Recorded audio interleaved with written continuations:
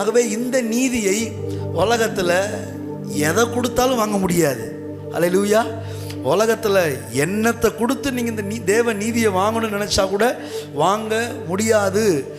அப்படி வாங்க முடியாதுன்றதுனால தான் இலவசமாய் கிருபையினால் கிறிஸ்து இயேசுவில் உள்ள மீட்பை கொண்டு நீதிமான்கள் ஆக்கப்பட்டிருக்கிறார்கள். கவனிக்கிறீங்களா? அந்த வார்த்தையை மறுபடியும் வலியுறுத்த விரும்புகிறேன்.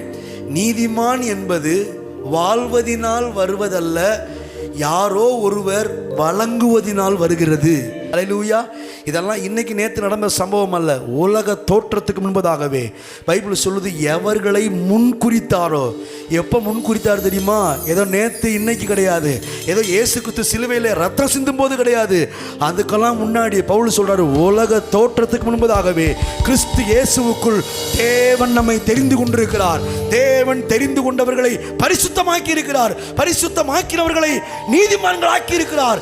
நீதிமான்கள் ஆக்கினவர்களை மகிமைப்படுத்தியும் இருக்கிறார்.